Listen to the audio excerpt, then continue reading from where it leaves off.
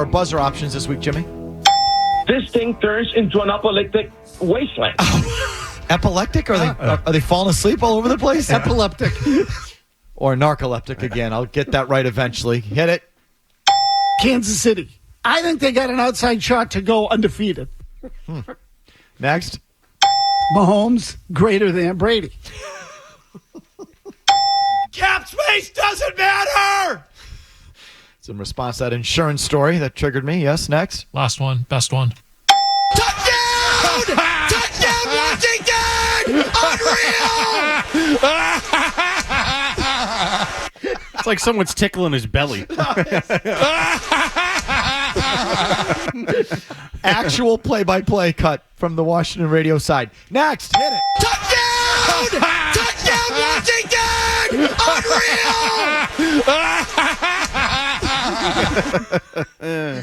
What's wrong with the Jaguars, number 10? I don't really know. I mean, I guess Trevor Lawrence isn't that good. I don't understand it. I think their roster is decent enough. I don't know who the hell their defensive coordinator is. I saw him, some guy with a mustache. Yeah. Like, he obviously doesn't know what he's doing because the Bills just ran around him. Nothing's working at this point down there. 30th in points this year in the league, Jacksonville is, and since Lawrence came into the league, they're 22nd. So you don't draft a guy number 1 overall and expect to have the 22nd offense in the league. The quarterback's a problem. Trevor Lawrence is Daniel Jones with long hair. Doug Peterson sucks and has lost the team. He's Daniel Jones with long hair? Yeah, he blows. Is it that bad? Yeah, it's pretty bad.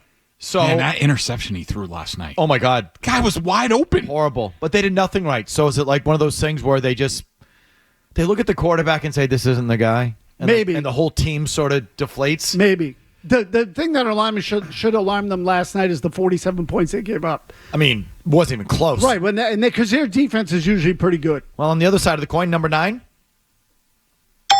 Cap space doesn't matter! How do you explain Buffalo and the Buffalo offense getting better without Steph Diggs? Taking Diggs out just allows Josh Allen to deal to anybody he wants. He doesn't have to deal with the diva receiver complaining, looks, tantrums, all that. And Joe Brady, the offensive coordinator, that dude is doing some cool stuff, especially getting the running back into the pass game, being a real downfield threat. The Bills are a problem. You've talked about this in the past, and you just talked about it 2 seconds ago. Josh Allen's been liberated. It's the Randy Moss factor when they got rid of him. All of a sudden, he looks at it and says, I can throw to whoever I want whenever I want. Yeah, I'll put it another way. He's applied the Tom Brady passing method to his game. Who's his favorite receiver? The open one. I like this story. And I like Steph Diggs. I think he's a badass. And it feels like this thing used to happen more in the league, in years ago, not so much now. But the thing you're hitting on, which is sort of like the super talented, pain in the ass diva number 1 receiver. For whatever reason, they just sometimes become more trouble than they're worth, and they sort of drag the whole thing down. And I feel like it used to happen more. Randy Moss, Terrell Owens, there's others I could think of, but just sort of like, no, you'd rather have 3 or 4 guys who are just tough, selfless, get open, catch the ball, versus that one guy that just sort of sucks out all the energy and all the oxygen. I don't feel like that happens as much as it used to, but maybe Steph Diggs is one of those guys. Oh, Allen looks like he has been completely liberated. That one touchdown he threw to the left pylon, the front left pylon, it was going right to left, I think. Watch that throw again. Ridiculous throw. Next. Mahomes greater than Brady. Number 8, if you were the owner of the Dallas Cowboys, big boy. Hello. Who would be your next head coach? I wanted to say Vrabel, but I'm not. I don't want defensive head coaches. Ben Johnson from the Lions. Oh, good one. Bill Belichick. Their defense is a problem. Dallas has given up I think they've given up something like 600 yards rushing in 3 weeks. Yeah, it's like some sort of crazy record. I saw that. So with that, defensive-minded coach Younger from Belichick Tree, who actually got it done in his prior job, Brian Flores, because he's doing a hell of a job on that side of the ball with the Vikings. Their defense blows. He could fix that. Younger can relate to the younger players. I'm not a defensive coach guy. I don't want a defensive coach, but I think he deserves another chance. I think Flores deserves another chance, especially when I heard him this year sort of admit to his end of the problem in Miami with Tua. Like he took ownership of that, which I think, shows you something, which leads you to believe the next time he won't make the same mistake. I would definitely give that guy another chance. Next. Kansas City. I think they got an outside shot to go undefeated. Number 7, Gerard Mayo this week said he showed the players a picture of a mirror as part of his video presentation to the team yesterday. Like we all got to look in the mirror, obviously. Okay. I shouldn't have to explain Here's a that rope. to you. Let's all pull on the rope. Okay, exactly. And so along these lines, in all of your years involved in sports, what was the worst, corniest, least effective coaching gimmick you've ever seen? This Okay. can be any sport at any level. So this is just the worst. Like, I'm not making fun of this at all. But what just happened at Tufts with the lacrosse team in the SEAL training? I mean, 15 kids in the hospital? Like, what a jackass for bringing that guy in. Okay, so I'm talking more like, Motivational. yes, didn't Jack Del Rio have a log and a axe? And an axe, yeah, that's true. In the Two locker jacks. room, and he just, because we're chopping wood, and he would invite the players to pick up the axe and chop wood, and one guy chopped some wood, and his splinter went flying and took out the punter. Do you remember this? So Yes. things Yeah, like this. Okay, I think that's what happened, something like that. So I had a hard time with this one, but Belichick's cornhole tournament to me was like, okay, that's what we're doing now. We're going to go play cornhole together to build team unity. That really worked. I thought you were looking for stories that applied to us. I don't have one from sports, but I have one from radio that sticks in my craw and will until I'm dead. The worst programmer I ever worked for, after he fired half the staff, sat us all in a conference room and handed out a children's book called Mike Mulligan and His Steam Shovel. And he made us read aloud from Mike Mulligan and His Steam Shovel, which is a children's story about how your job's going away and you all need to adapt. And one of my great regrets, if I could go back in time for one thing, it's so I could relive this moment and not worry about the fact that I wasn't going to be able to get my unemployment when my firing time was going to come, which it was coming right in the corner. And I took that book and fired it right at his skull. The scum.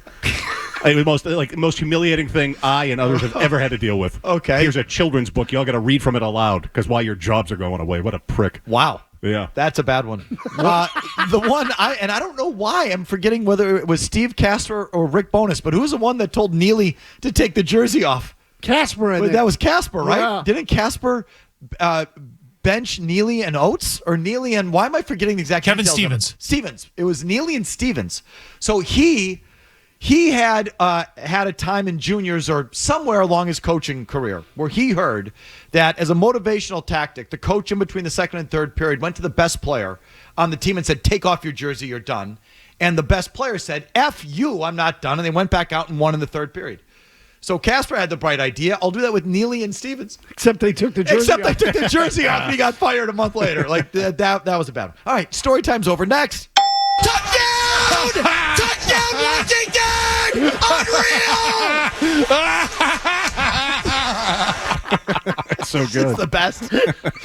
Number 6, through their first 100 games, big boy. Who do you got? Mahomes. I don't think it's I didn't even give you the either or. Through their first 100 games, who do you got?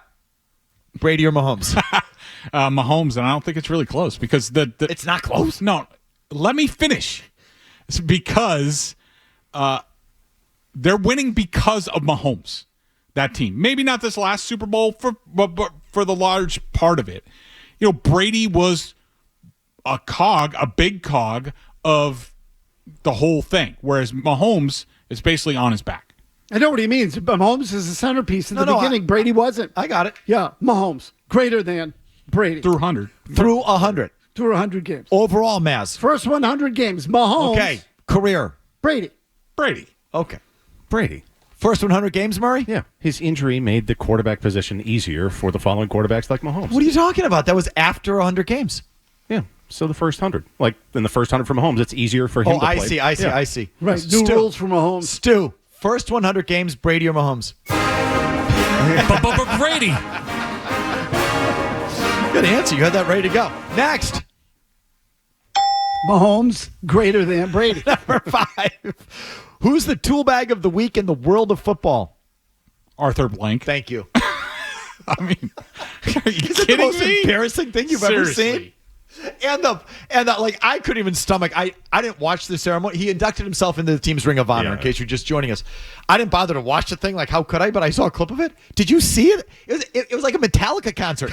It was unbelievable. The production to induct himself into the Hall of Fame. One of the most needy, embarrassing, sad displays I've ever seen. That is What a tool bag move that was. I'm sorry. Go ahead. No, so I was thinking guys on the field. I remember Jack Jones of the Raiders. Did you see that play that Murray tweeted yesterday? Yes. Where Jack Jones shied away Shocker. from contact, literally let a guy run by him, someone else tackle him, and then jump on the pile. That was pathetic. And by the way, making it worse, he has since bitched about that clip today because it's gone viral. And he's like, well, you should see my other plays. I made tackles. Like, great, you're doing your job, except you half-assed on the other ones. It's Arthur Blank. What exactly are you celebrating with Arthur Blank? No Super Bowl titles. The biggest Super Bowl collapse in history. What, you're just getting the red jacket and the honor because you bought all this crap? That's the biggest tool bag thing I think I've ever seen. It's so sad. Next. How quickly do you think Kraft called Stacey No, James? definitely. Why didn't we think of We this? got to do one of these. Next. Kansas City. I think they got an outside shot to go undefeated. Greg, what should the Panthers do with Bryce Young? Well, they should trade him. I mean, because they hired this coach. Am I wrong? To fix Bryce Young, and then he benches him 2 games in because he did a terrible job. Like, obviously, they should fire him and bring in a coach who says, "I can do it. Here's my offense. I'll fix the kid." Not junk him after 2 games. So trade him. Trade him to Miami. Yeah, I would trade him. I think he's done there. I just don't know that they can turn it around. They just brought in a new coach. Like, to me, he needs a fresh start. Yeah, either Miami or Seattle. Trade him to one of those places for like a 3rd or 4th round pick. I'd stash him. I'd keep him and just work on him behind the scenes. Let the guy do what he was hired to do just at practice. And just you drafted him. Yeah, what are you going to get back? One of these 7th round picks? Yeah, I think there's more value in. You might get like a 2 or. How do you get a 2 or 3? How do you get a 2 or 3? Somebody, what did Dallas trade for Trey Lance? A 4.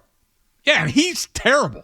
Okay, well, what's Bryce Young? Bryce Young won a Heisman. Exactly. Won a national championship. Exactly. So I'd rather keep that guy than get a 4th round pick and just give it time and see what happens. I think if someone's giving me a high pick, maybe that's different. But even then, I'm just stashing him and working on him behind the scenes. Next. This thing turns into an apocalyptic wasteland. Epileptic? Are they falling asleep all over the place? Epileptic. Well, that would be narcoleptic, Felger. What did you think of the Devontae Smith hit in the Saints game? Maz wanted to talk about this. It was definitely dirty. Go ahead, Matt. It was filthy. It was one of the worst things I've seen in a long time. And again, he was, for the people who don't know, he caught a pass. He was sort of group tackled, and but he was on his feet. They stopped his forward progress. They were pushing him back, and a lineman came running from the other direction and hit him basically helmet to helmet and knocked him into la-la land. He went down. He was basically out. The helmet was off. No flag. Nothing. He could have called 3 different personal fouls on that play. I thought it was vicious. Surprised it wasn't a Chiefs game. More garbage officiating by the scum refs. No, nothing more to say than that. I thought the guy should have been thrown out of the game. I thought it was horrible. Has he been fined? I haven't seen anything yet. There was no flag. Nothing. It was vicious. Next. Touchdown! Touchdown, Washington! Unreal!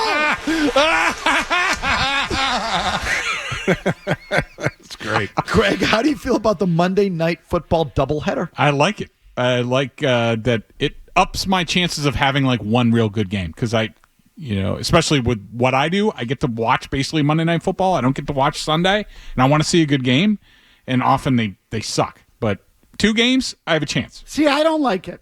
I like having just the one game. So I can just watch the one game instead of having to go back and forth. As we know, you have a hard time doing 2 things at once. Exactly. And we've established this. Yes. If I want 2 games at once, I'll put the red zone on. This is the football version of the thing we were talking about last week. Correct. One thing at a time. Last night you saw the I benefit. get pleasure from one game. Last night you saw the benefit of it. If the first game is a blowout by halftime, you switch over to the other game. I think it's a win, that doubleheader. Next, last one. Cap space doesn't matter! Greg, how do you feel about the quality of play in the league right now? It's freaking horrible. It's awful, and it's to the point where they don't play anybody in the preseason. They don't practice very hard. Very limited, and like you can't really work with the players until the middle of April.